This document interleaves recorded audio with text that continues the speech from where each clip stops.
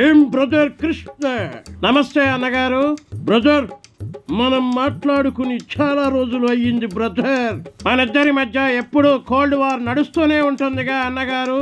మరి మేం చేయాలనుకున్న అల్లూరి సీతారామరాజు సినిమాను మీరు చేసేశారు. మీరు చేస్తాం అంటున్నారు, కానీ మీరు చేయట్లేదు, ఎవరిని చేయనివ్వట్లేదు. అందుకే నేను చేయాల్సి వచ్చింది. నాకు సీతారామరాజు పాత్ర వేయాలని చాలా ఇంట్రెస్ట్ బ్రదర్. దాన్ని మీరు కబ్జా చేశారు. నేను కూడా అసాధ్యుడు పిక్చర్లో సీతారామరాజు గెటప్ వేసినప్పుడు అందరూ నన్ను సీతారామరాజుగా బాగున్నావన్నారు, ఫుల్ పిక్చర్ చేయండి అన్నారు. అందుకే చేశాను అన్నగారు. మేమప్పుడు సినిమాల్లో ఫుల్ బిజీగా ఉన్నాం. సీతారామరాజు స్టోరీ సరిగ్గా సెట్ కాలేదని సరైన స్టోరీ కోసం ఎదురు చూస్తున్నాం. టైం ఎప్పుడు సెట్ అవ్వదు బ్రదర్.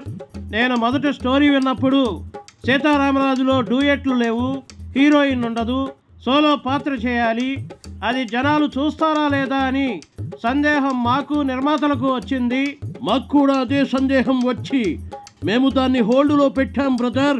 మీకు కూడా చెప్పాం, కానీ మీరు వినలేదు. ఏది ఎప్పుడు ఎలా రాసిపెట్టి ఉంటే అలా జరుగుతుంది అన్నగారు. సీతారామరాజు సినిమా నేను చేయాలని ఉంది. మీలాంటి అగ్ర హీరోని బెదిరించి చేయాల్సిన పరిస్థితి ఆ రోజు వచ్చింది. అయినా సినిమా బాగా వచ్చింది. నాకు ఎక్కడ లేని కీర్తి ప్రతిష్టలను తీసుకొచ్చింది ఆ పిక్చరు.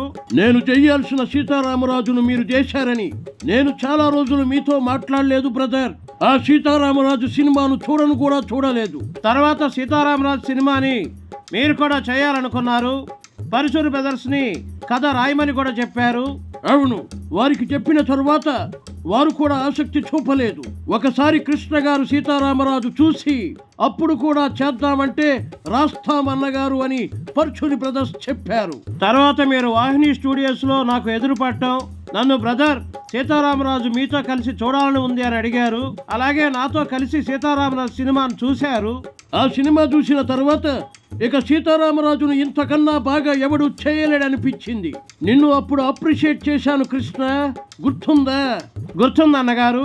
ఆ సీతారామరాజు పిక్చర్ నేను చేయడం వల్ల మీరు నాతో 10 ఏళ్ళు పైగా మాట్లాడలేదు. ఆ తర్వాత మనం కలిసి కూడా సినిమాలు చేశాంలే బ్రదర్. చేశాం అన్నగారు, కానీ నిజం చెప్పాలంటే సినిమాల్లోకి రాకముందు నేను మీ అభిమానిని. సినిమాల్లోకి వచ్చిన తర్వాత అనివార్య పరిస్థితుల వల్ల మీకు ఎదురు నిలవాల్సి వచ్చింది. సినిమాలతోనే ఆపేశారా బ్రదర్? రాజకీయాల్లో కూడా మాకు ఎదురొచ్చారు. రాజకీయాల పట్ల కూడా నాకు ఆసక్తి లేదన్నగారు. అప్పుడు రాజీవ్ గాంధీ పిలుపు మేరకు నేను రాజకీయాల్లోకి రావాల్సి వచ్చింది. అంతేకాని మీ పట్ల కోపంతో కాదు. మీరంటే అప్పటికీ ఇప్పటికీ ఎప్పటికీ నాకు అభిమానమే.